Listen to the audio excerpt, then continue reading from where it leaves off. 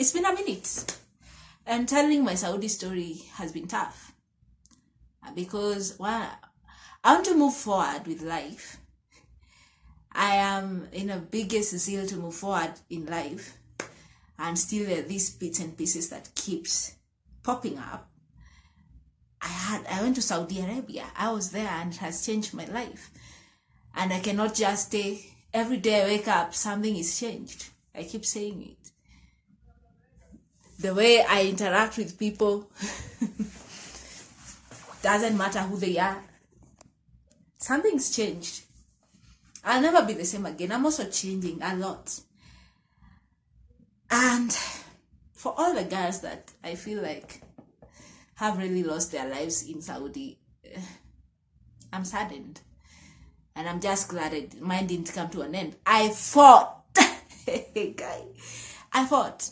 Girls, I fought. So again, if you're following this, this is just a reminder. Do not go try Saudi. They don't mean well. Clearly, they send messages all day. They don't mean well. They are going to kill you if they get a chance. And they'll be looking for every damn chance to put you in the wrong so that they can punish you. And a person who is not strong mind-wise will not survive. And most girls who go to Saudi are not strong mind-wise. We are under depression. I went to Saudi because I was in a period of depression. There are parts I have explained why I made that decision. So I was under duress with life. I was under pressure of life. And I needed to do something for myself. Sometimes people will come and tell you, hey, you don't try stuff. Hey, it is your fault. Hey, you don't do. Dear God, I dared. I played with my life. I dared with my life. I don't know what else a girl can do. That is the zeal I have to make it. That is the drive I have to make Beth something. I'm willing to put down all my degrees, all my good English, all my good ideas. I was willing to go work for my dreams because I say, before I left for Saudi, I was unemployed. It was another period of unemployment. And I was thinking about how to solve it. And one of it, I was thinking about starting a studio. But there was no money. So when this chance came, I was like, let me go save some money. I would feel great. Any person who is an adult feels great doing things for themselves. Imagine every time people meet in a family is about you. And it's about how they're going to help you. You are not invalid. You are not disabled. You are the brightest. It is pressure. I feel like God gave me something that he uses it to punish me instead of blessing me. I feel like I did well. I put so much effort in my education and all I get are frustrations. And it has been tough. So anyway, I try things. I risk.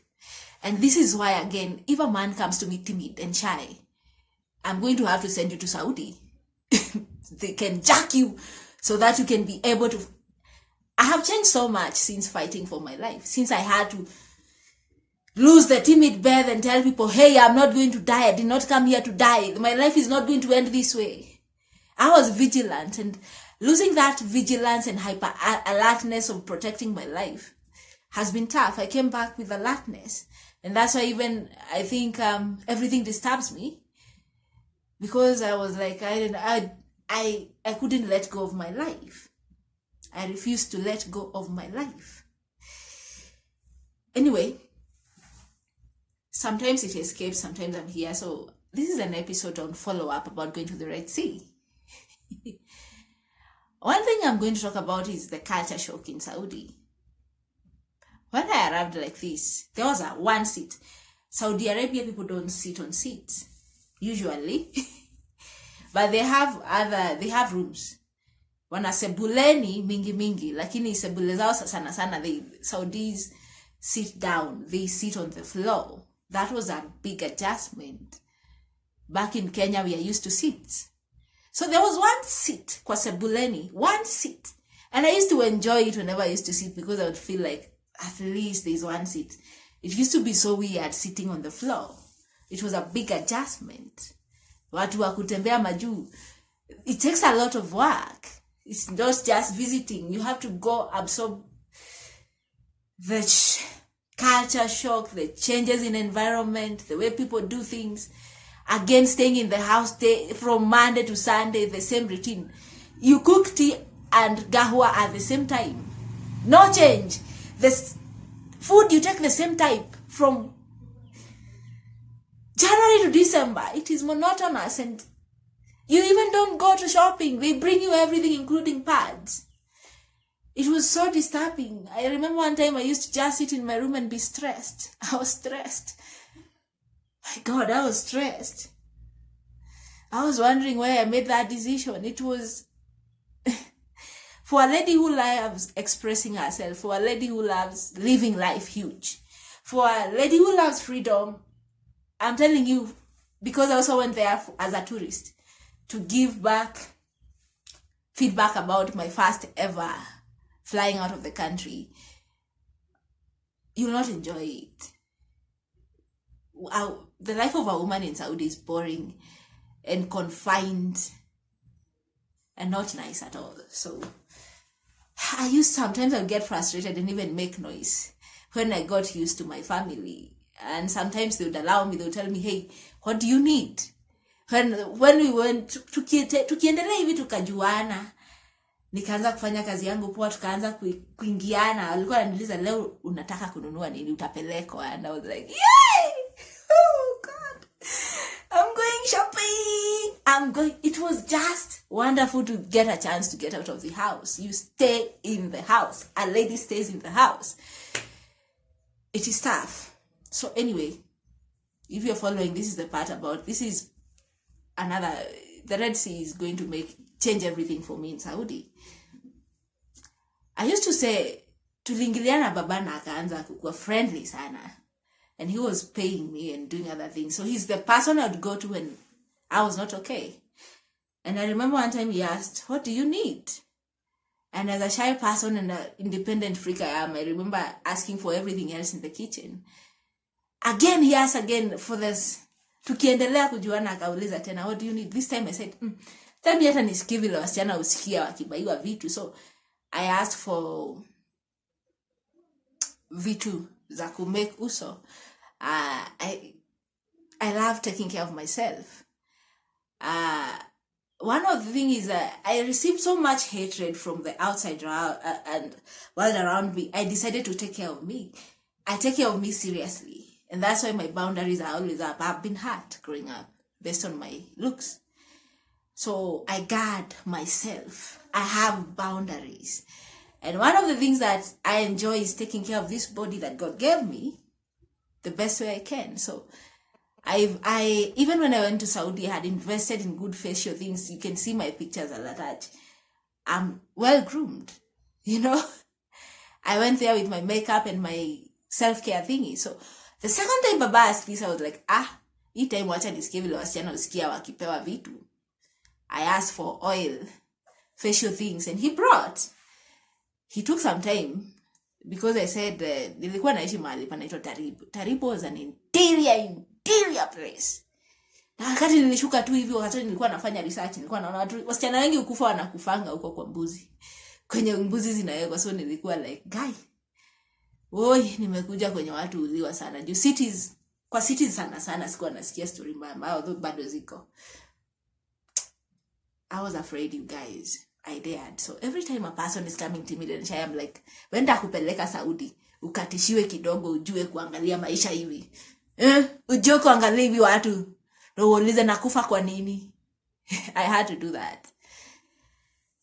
And it was tough, and I still feel it's unnecessary, and sometimes when I'm still processing.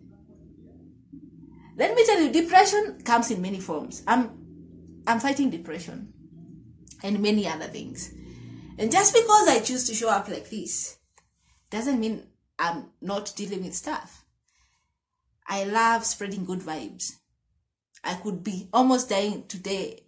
I could have almost died today, and if I didn't, I wake up and follow with life because that's how I choose to live.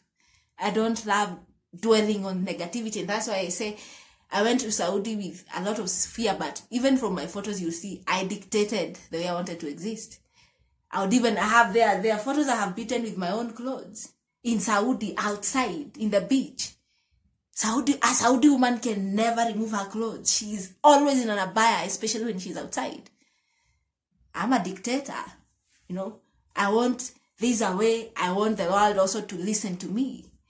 I have listened to the world for 32 years. I want also some part of it to, I want also to tell it, I have listened, I have picked a few things, and this is my feedback. I want to give feedback to the world. I want to leave footprints. So anyway, nimebaiwa vitu. The first time those things came, I was so uncomfortable. Hata nilikuwa nazificha kwa loka yangu. I had been given a closet na nafunga. Nilikuwa nazificha huko. It was so uncomfortable. I was feeling like I was already doing something wrong. I loved buying my own stuff. Sikuwa nataka nifanye kitu itaniweka kwa ngori. Niko Saudi maana niko rat. Sitaki kama maisha kangu kapotele. So, nimebaiwa tu mafuta na nikaweka pale kwa. I remember the next time I was doing my things and came back, my whole closet had been undone. Nikaa mtu alikuwa na check what had been done. And sometimes even mama would come and ask, what did Papa buy you? What were you talking with Baba? No, women were always following, and I was like, hata huwezi fuata mwanaume sana ama wanawake. Can you follow your man akitoka na huko? You have to have some faith. And this is why I see men following up on my things and like, hata hawezi nipatia space, I'm clone my phone and I'm like, give me my space. I give you a space. I let you do what you do. Sometimes even doing it without shame. I'm allowed to do a few stuff. So I was like, these women were following me so much, and I was like, hata nyumbani hatuwafuatangi sana. We let them be sometimes. So any woman on earth knows that you cannot follow a man. He will do whatever he wants to do. That's the way, the privilege of male, the male privilege, being born male. Even in the Bible, you'll see so many people that got away with so many things because they were a man. And women, they had those things, they died. They got branded prostitutes. They got branded as wasaliti, kama Delilah, you know. But men do a lot these things all the time. Nobody will give them bad names, you know. So nimebaiwa tu mafuta. Aki niko self-conscious. Watu washaanza kutuanisha room yangu. Niko like, guy wanaangalia, but niko like, alitoka, akaenda hizo vitu na gari juu. Hata Saudi huwezi niliona, watu upotea aje walai. Hakuna public transport sana. If you have to go somewhere, you have to be carried, and it is nuko interior. So alitoka na gari. Akaenda for a few minutes na nilikuwa napika lunch, I remember. He even overstayed searching for those things. Jua zingine I think hazikuwa around, but kale katown kapale Tarib. So I was like, didn't they see him going? He came carrying in a bag and gave it to me. Hey Shira, alikuwa anaita Shira, take this.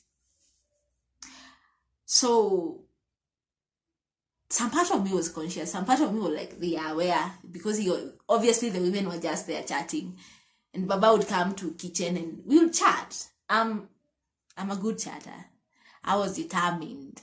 I was like, there are a million bad stories from Saudi. I'm going to make mine a good one. I was determined. I was determined to learn what is wrong. I was determined not to be afraid. So I used to chat with the men. I think this was alerting to the women. I used to chat. I used to enjoy myself because I was like, even back here, I don't fear men. I go hard. When I decided I would no longer be the shy girl anymore. When I finally got my groove on, when I finally got my confidence, I go.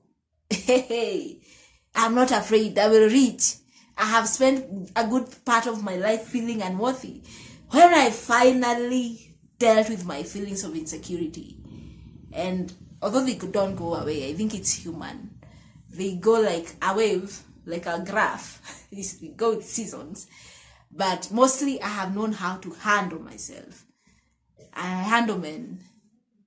I have handled men all my life, and that's why maybe I'm still 32 and married and without kids, because there's a way I want to dictate how we interact with men. I don't want them to come dictate how they want to interact with me. I also want to have a say in our relationship with men, and they don't like it very much. And most of us who go to Saudi are like that. We are people who have seen men, what men do, and we are not okay with it. and we question so much relationships, and we are unable even to handle woman-man relationships. I'm not wrong.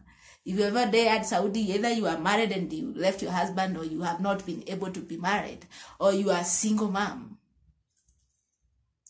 Anyway, before I go far, nimebaiwa vitu na watu wameshaanza they were making me uncomfortable checking my things.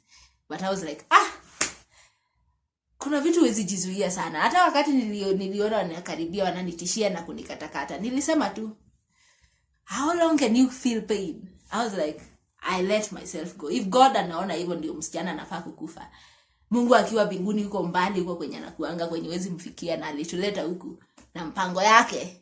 Anaona wengine wetu ni vizuri tuende tukatakatwe mahali. Nilikuwa nimesema, I don't believe in anything in this world. Let it happen. Na nikatulia. I had not eaten for a week, and that is the day I ate. The day I decided I'm okay with dying, I ate. And I think ndio niliwatishia, nilikuwa like, man. But it's so sad and painful. And some of the things that make our girls die, they are made to do by the men. Because kuna mtu wako akili anaonanga hizo vitu zote anaenda kucheza Saudi. But I was lonely. It was very lonely. So when a man came and he was nice, kwanza a nice Saudi man, I was like, wow, they are not all bad. I used to enjoy because I wanted to come back with a different testimony. Ole wangu, don't play. Those people, there's a reason why they don't mix. Men and women they are strict about their men-women relationship. So read, research, and they don't teach girls this in wakitupeleka, wanatupeleka hivi chora. You are not taught even about culture. You're not even given basic Arabic language. Unaenda huko watu wanakuongelesha, mnaangaliana hivi hata ujuna. I was guided mostly by my intuition, honestly. Anyway, but I enjoyed these products. They made my face look bomb. It was nice. So when I was told we are going to, and I remember a few instances, I was struggling to come to terms with being a shagala, a maid. So whenever even kids would call me shagala, and there are things Mama would tell me. For example, once in a while she would tell me, after I was done, to go visit Baba and his family uko kwake. It was weird. I still have my space even back at home. I'm not missing to watu. I grew up alone, so I love solitude. I'm comfortable being alone. So sometimes Mama would kunichangamsha niambia, go visit Sikina nani. Tulikuwa tuna chat kwa Google Translate. Na sawa nikikaa by the time manzi lisonga nilikuwa naelewa. So akaniambia niende ni interact na watu huko kwa baba, nilikuwa like ananiambia hata niende nilale huko, niko like I was so uncomfortable. Already there were so many. There was like a vibe going around, like I like this man, and I was like, I did not come here to cause trouble. And I also was guarding my life. This place guys die. So whenever she used to tell me go and be free, and I was like, she would tell me shagal, you know. She would, I know that on shagala. That used to bite actually. Nikisikia tu shagala, nilikuwa tu nalia. Nilikuwa tu narudi kwa room yangu nalia, nasema haki Mungu. Hiyo kazi yote nimefanya. Hiyo rejection yote nimehandle. Na nika make something out of myself. Nikakataa waste. Hiyo effort yote nimewekea huyu msichana anaitwa Babe. Uliona ndio ni vizuri. Nilikuwa mbochi. Nilikuwa na maswali kwa God. Ilikuwa hard. Nilikuwa nalia. Kwanza mtu akiniita shagala ni karibu niamke nichukue kitu nipigane. That's how bad it was. I was not okay, guys. I was not okay. I think alikuwa anajua. So mtu akitaka kuniudhi, I think alikuwa anaitana shagala. Anafanya hivyo. It's tough to exist. Hata back at home, doing housemaid work and some other work when living on earth, kuna kazi na kuleteanga tu madharau. And that is just the state of our living. So hiyo kazi haikuwa inaniletea sifa mingi. Nilikuwa nasikia niko down. Alafu watu wanakuongezea shagala. So nimepack tu vitu twangu, na nilikuwa nasema hiyo siku ya kuenda kabla tuende, wanikaa tu nilikuwa nataka kuniuzi. Akiwa lai walikuwa wananiambia tunaenda jioni. So nilikuwa nafanya tu vitu twangu mpaka nikaosha. Singeosha kama ningejua tunaenda asubuhi. Tena wakachange time. Unaona? Wakachange. Na nilikuwa nimepanga vile nitajipamba, although hata nilikuwa nimeshuka. That time I had done cornrows on my hair to go to the beach and enjoy. I was ready. But I also wanted, once in a while I like presenting myself nicely. They also love, wanawake wa Saudi ujipamba. So they also love looking good. So mimi nimejipanga, ka change time, wakaanza kuniharakisha, nimeacha mavyombo huko juu. Nikaboeka. Ikabidi nitoe manguo zangu tena nje, haziko zimekauka vizuri, nianze kuzianika ndani. Zingine mama anatupa chini. I think walikuwa wanajaribu kuniudhi. Na wakiona siudhiki juu. I'm such a happy person. Honestly, if I enjoyed Saudi with such a heavy heart, I'm a girl who is very, very, very skilled. Anyone listening and you have something, contact me. I'm still looking for a place which can make me feel like, yes, nilienda shule na nilipita. Na mtu akipita huwa anariwadiwa kwa hii dunia, si kunyanyaswa na kupewa depression. It's been tough. It was so tough. Aki nilikuwa nakumbuka, hata nilikuwa naangalia tu si vitu wangu nimeituma, aki naona gai. Mboch. Hata nikikuwa huko sikuwa nataka watu wajue nishaikuwa mboch. But vitu nimepitia, vitu naendelea kupitia, vile maisha imebadilika, imebidi ni beat shame. Na ni accept life. Na niseme, hey, life will happen. Na ni allow maisha i happen.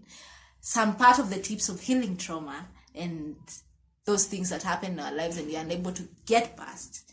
Just accepting. Nilikuwa mboch. Yes. Bedho wamo ashaikuwa mboch Saudi.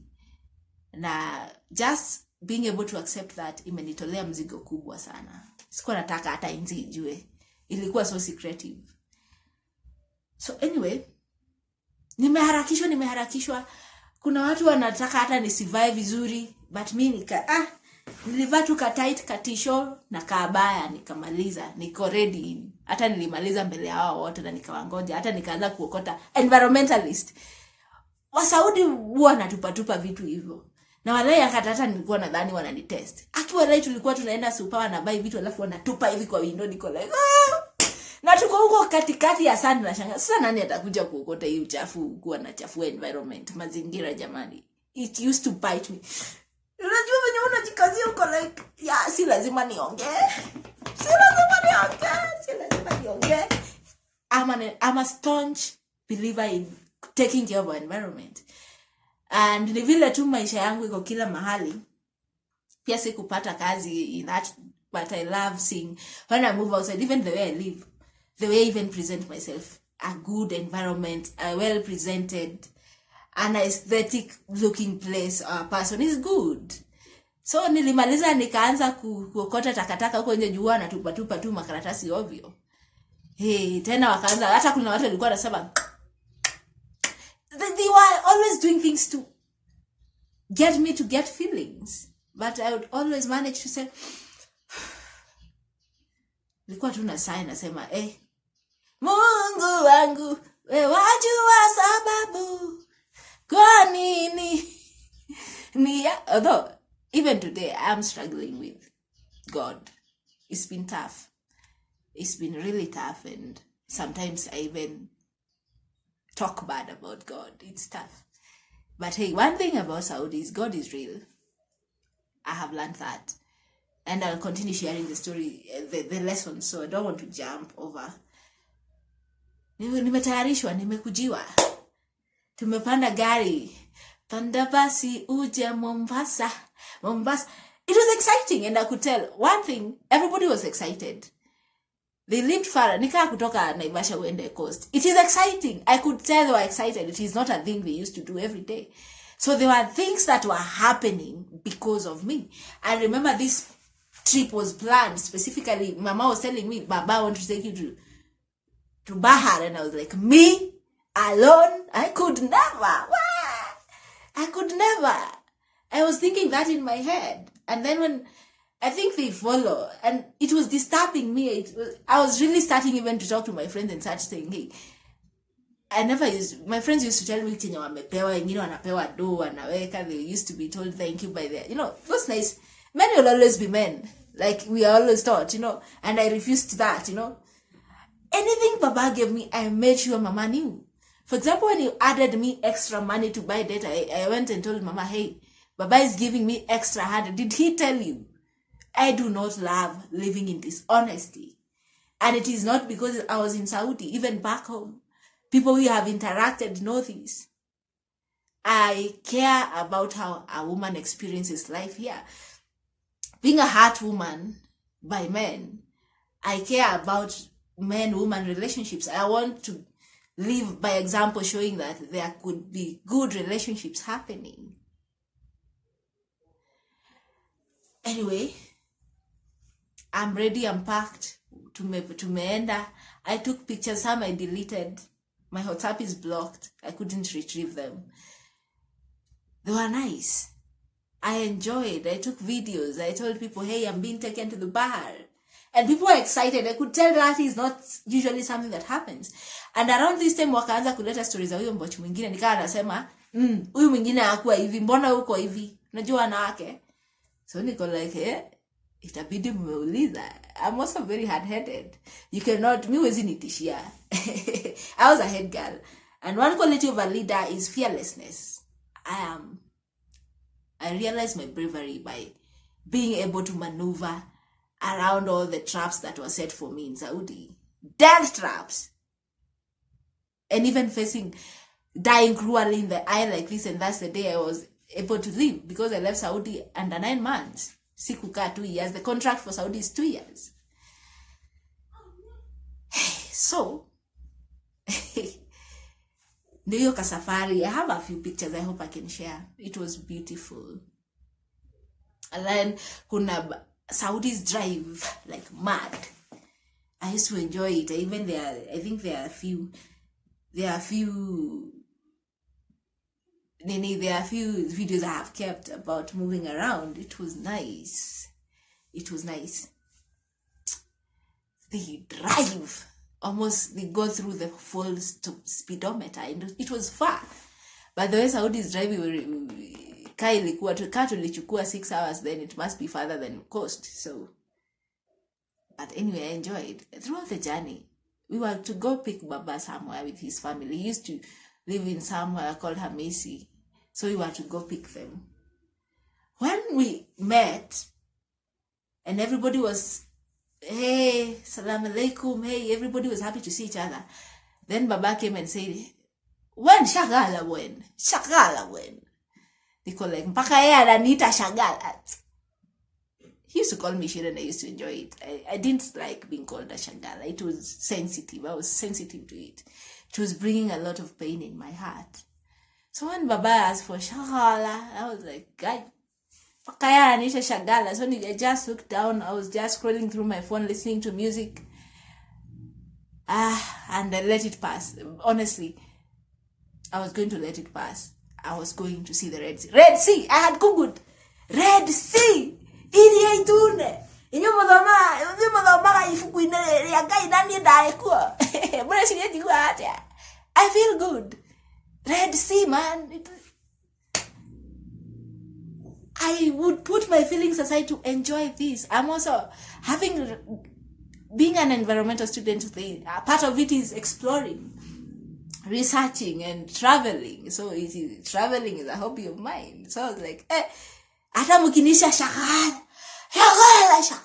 shakala marangapi, mimi nita enjoy my trip to the Red Sea. Anyway, obviously it came out I was being treated specially. Nobody, I think they were telling me no other girl has ever received this treatment. So what's up with you? And I was like, go ask your husband. Go ask your son. I don't know. But me, if he says he's going to treat me well, I am going to enjoy Red Sea. I came here for the experience. I'm headed like that. And I think they were also anyway, I'm giving this story because I left in confusion. I had created a good rapport with this family. And even when they walikuwa wananitisha, I could tell they were unwilling. Walikuwa wananitishia, lakini nikiangalia mtu tu hivi vizuri mpaka namuuliza mpaka wewe utanikata, mpaka wewe, they were like, wewe tuwezane na wewe. I had created a good rapport. Anyone who has met with me, I love living a good feeling.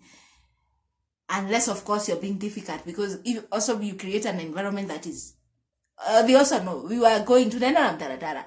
Ukinipeleka hivi naenda hivi, ukinipeleka hivi tunakaa sambamba. I go full circle. So they are like, this one is a hard head.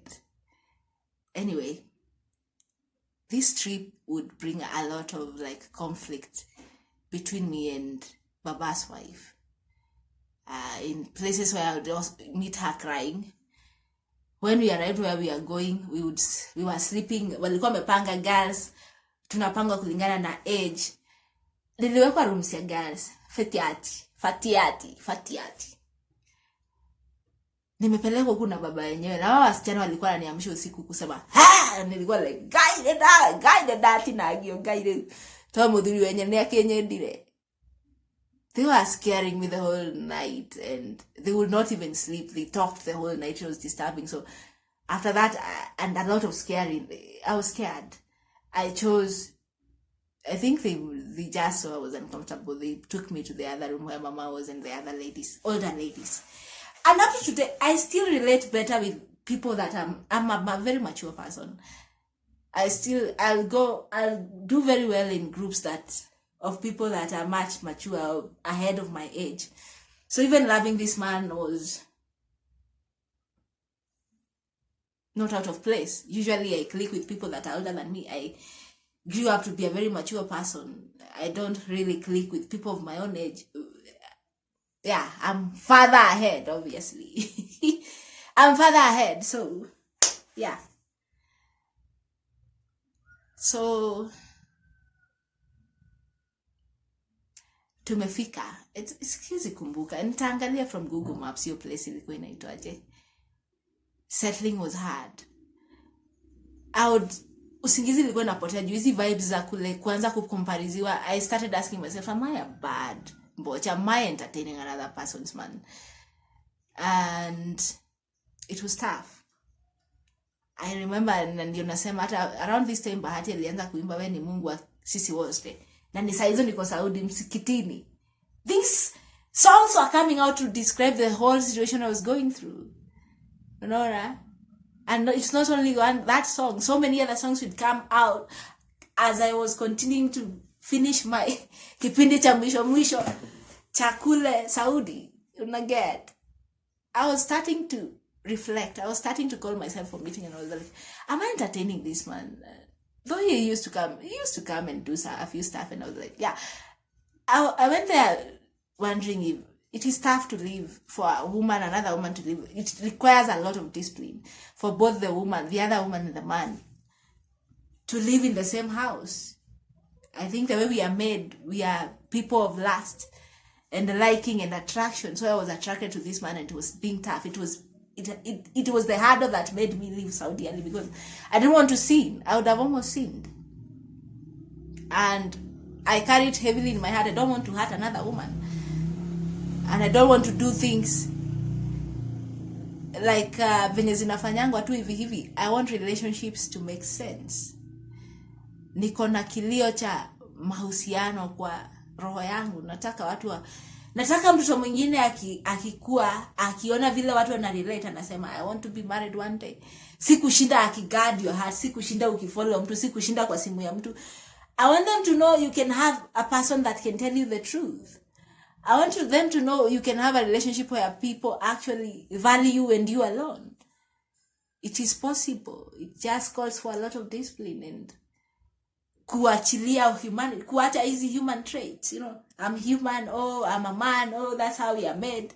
It takes more than that. And I put a lot of effort to make sure siku blanda. Unaona?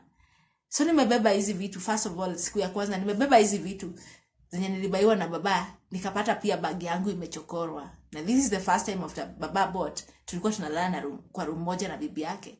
So nikajua vitu zangu zimechokorwa. Unaweza tu angalia kitu uone, hisi venye nilikuwa nimeiacha. So niko alert, you guys. I'm feeling conscious, I'm self-aware. Sijui mimi mtu sipendi kukosea. I do not like. Sipendi kukosea mtu. Sipendi, whether ni Saudi ama ni Kenya, sipendi kukosea mtu. Hata watu wa huku, wenye wote tumeisha interact, unajua. Juu nimekuwa situation mingi sana pia za huku kunyang'anyana bwana, na like ananyanga, nikikunyang'anya wewe si hata yeye hata mwingine atamnyang'anya. Kwa nini ananyang'anya wewe ni ana akili? Mabwana yenyewe wanaibiwa yangu kweni wao ni items. Ni kitu kama hii itaibiwa. You're not items, dear men.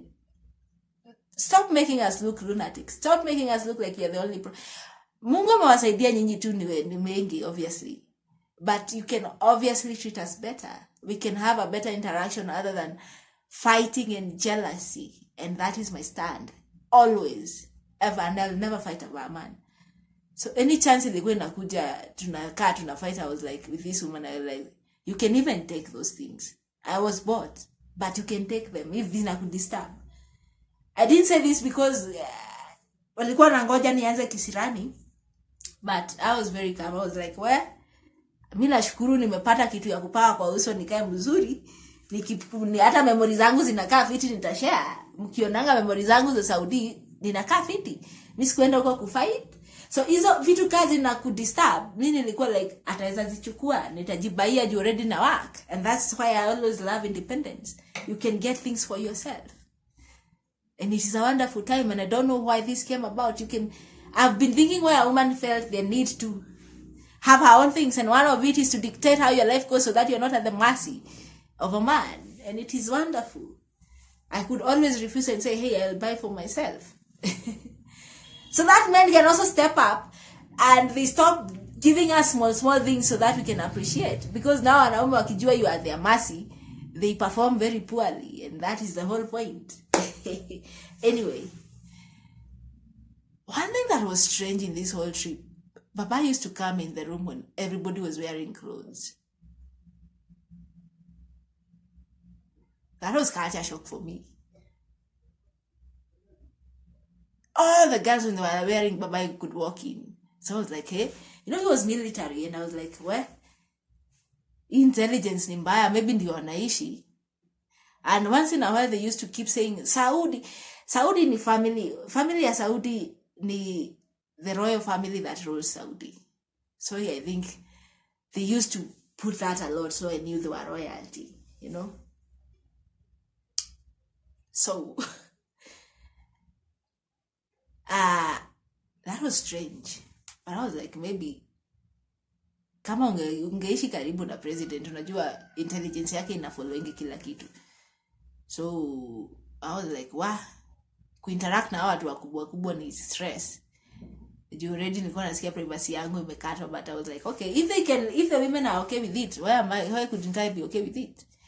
I remember that time I went to the YouTube, and I remember Naomi Rain. That is the time I've never been more loved than I am right now. That song kept coming, and I would listen to it. And whenever I'd be listening to it in my earphones, Baba would be somewhere. I would meet him staring at me, either in the kitchen or when I'm in my room just having my time relaxing and the people are just chatting. It was a happy time. I love that family. And even if they watch wherever they are, they know I love them with all of my heart. And I was so disappointed when they didn't handle things the way I wanted them to handle it. I loved them. I even used to, whenever there used to be like a conflict, I was used to tell them, you watu, hata nilikuwa naongea Kiswahili, mi watu mimi nawapenda, mimi siwezi haribu familia yenyu. Na mimi nalala juu. Walikuwa wananitishia. Around this time, stories ikaanza kwa WhatsApp group yetu. Mabesho wangu tulikuwa nao wakaanza kurudi Kenya. Mwingine amefight na bibi ya sponsor. Juu ya vitu kaa hizo wananiambia alianza kunipenda. Hizo vitu kaa hizo. Tukaanza kufight. So ninapewa tips za kufight. And you can fight. Enyewe. Kani black. Watu wengi tunaenda huko tunasema tuko na self image issue. Mwanaume akianza, Warabu akianza kupea attention, utaringa. Mnaweza fight alafu wanaeletanga pitting. Just like here at home. Mtu atapita na mtu leo na mlikuwa na yeye jana. Utasikia aje? This operation of men, surely God. Anyway, I was like, mimi nilikuwa naongelesha hata Kikuyu naambia, ni ndio kile kokoro waka yeye. Ndiye ndio tirede gahora mudo. And when I used to chat, because we are used to chat with these guys up to the wee hours of the night, mi nisipolala, hata bibi ya baba hakuwa nalala, nilikuwa naona kuko na tension. I could read the room. Naona mama amenikubali. Sister zake, juu kulikuwa na sister kadhaa, kulikuwa na sister mmoja, wakiongea wakipigania, tuna video call. Unaona ni watu walikuwa wameni accept. It was like a competition between me and Baba's wife, who is better. And I feel that is unfair. Baba's wife was almost the age of my mom. Obviously, there is no question about who is better. I do not know about the dynamics of their relationship for those many years. Their first daughter was almost my age. Nilikuwa nimemwacha tu na 3 years. I definitely could never be better, but in interaction was they used to report her. Tukimwomba hizi anakatanga. Niko like, but me, I used to interact with everyone so nicely. The whole family used to love me. You obviously, even from being taken to the Redsea, nilikuwa nimewabeba. So whenever, this is the first challenges of being in. Baba ameanza kukuja watu wakivaa. Niko like, when hukuwa naishingi aje? YouTube now ni achilina. I've never been loved, and I was loved. Man, I don't know how many of you. Wengine mko blessed, mlikuwa mnaishi karibu na bahari. Nyinyi mnaweza pelekwa. Sisi tuliplan a whole 1 week. Baba ametengeneza mpaka vitu za kwenda camping. Amebuy vitu, amestock. It was a whole. Thank you, Baba, wherever you are. You made me feel special. And yeah. Anyway, I'm saying these are the things that will make me live. So I went there Ashagala and I was treated. I was acing it. I went there worried. I had carried the whole family. Tulikuwa almost watuka 30 for that family vacation. I don't think some of them acted the way we went. Kwanza mimi nikiona maji na nishaingia. I think there were people who were so shy. Some of them had never gone. I made some people go to the bahar, and that's how I do. I'm a person of change. I bring change. Anyway, I like bragging because so many things in the. Nikienda Saudi nilikuwa nimejidoubt. Nilikuwa naona kana feeling kila time. Nikiandikwa mahali natokanga na vita, naona kama ni mtu sina ma skills. So I celebrate those few things that I was able to achieve. Those are my achievements, like interpersonal skills. Being able to relate so well with people who are known to be so cruel until they are treating you well. A whole week away, and it was so far away. It was like a whole day's trip. To the end, almost a whole day traveling. You can seriously tell that was a lot of investment on a shakala. So if you are watching, thank you. I wish we had a better parting. That is always my regret. But yeah, serious tests between me and Baba's wife are coming, and this is what is going to make me to want to go home. Girls, remember, some girls, you know, marafiki wangu tulikuwa tumeenda nao, wengine washarudi. Tunaniambia mimi by the way niko Kenya, niko like aje huku maliza ndio nilikuwa like mimi nilikuwa nasema watu si wabaya. Hivyo nilikuwa najiambia watu si wabaya. Ni kujua tu kuishi na kujua rules na culture. No, hiyo culture shock, unajua kuwaelewa vile wanaishi. They definitely don't live like us. They are very strict in their way of expressing and living life. So nilikuwa nasikia mtu ameenda, niko like mbona niko like nini naenda mbaya? Watu ni wazuri, watu tunawezana, watu tunaendelea vizuri. So mtu besha wangu ile ameenda, niko like nilishindwa ku solve. Mimi niko Kenya, mimi alikuwa alinitishia nikamchapa. And it's not all, most of the guys that also go there are not small. They're also very they all wanawake wanaweza fight. So mabesho wangu wengine washa fight, mabibi wamerudi home. So niko like ala, hata mimi naanza kusema hata mimi ile naona huku kukienda ni kumoto. Mabesho wangu wengine washapotea kwenye walienda kwa sponsor. Kuna kukemboi huko, kwa group kuna watu wamekemboi. Kuna wengine naongelesha personally, walikuwa mabesho wangu na wewe niongelesha ukitaka kujua venye watu wanaishi huku. But I was like ukikemboi utaweza kutoka huko.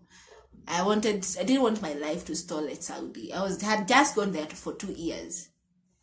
nipata kapesa kangu nikuje nijisort, and some of it is working. I have good money in the bank that could be used for something, and yeah, it's just sad I didn't get to finish. Akiwalai tulianza kupitiwa, tulianza kuwekelewa kwa ratili.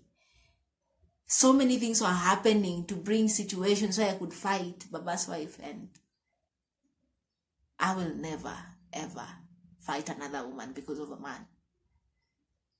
Hii episode itakuwa long, but we are at the Redsea for a whole week. This is the one. Hii ndio siku tumefika. And girls, you know, wakiva abaya, they also wear tights and nice things underneath. So when you're only girls, you'd remove and tunaringiana, and you're like, oh, ilikuwa tunaambiana aje, cute. Tulikuwa naambia cute. Najua wasichana, so yeah. And then Baba would come in and I would be like, guys, iko wapi vifunikio? You know, I didn't want to. It was strict like that. So, but hata alikuwa anitishia, unajua? Unaona watu wanakutishia wako like, wewe nini umefanyia mzee wetu, na mimi niko like, but deep down pia vile wanakama wako like, we like you. Shira. Then they used to call me Shira. They're like, I was confused. And all I need in my heart is I had not gone to Saudi to cause family rifles, to take other people's husbands. And if something was going to happen, it was going to happen right. And it is not only in Saudi. Whether I'm in Saudi or Kenya, or where there is no threat of any kind, I want to be the first person, if not, I want to be the first person to show, or to live a life where I show relationships can be a safe haven, not a place where you go to get stressed and to fight over a man. Stay tuned. I was speaking about Kashashoka, nikasema hiyo kiti. There was only one seat kwa sebuleni, kwa sitting room. And I used to enjoy sitting there. And men would come and peep when I had sat there. Mi upenda kujifanya, nikisha wasoma hivi niko like, fine, thank you. Nimewakosea hapana. Ninaweza keti, si nimefanya kazi yangu yote, naweza watch. I'm that kind. I'm a very open person. I don't ask for permission most of the times. I go hard. Once I learned, niliona watu nisipowaendea, they never used to ask me. So I became a person who, I never used to carry fruits home. Pengine ningeenda, mama ngeenda Nyeri akuje na maavo. When I used to give girls, to be very generous, girls started speaking to me. I started noticing you can bribe people to like you. And I go hard. I don't wait for people to be nice to me. I am being nice first. And that is sad because most of the times I meet people who are waiting for me all the time to make the first move, and it's tiring because now I want to be asked out. I'm at a marrying age. I want a man who can lead. And the first signs of leading is you asking me out very confidently. And some of our men are not confident, and it's sad. So they feel like I'm too strong. But I had to. I grew up in rejection, and I had to. Sometimes I became vigilant in forcing people to like me. I was like, mtanipenda nyinyi. Cha kwanza niwaletea hapa mabomu bonde.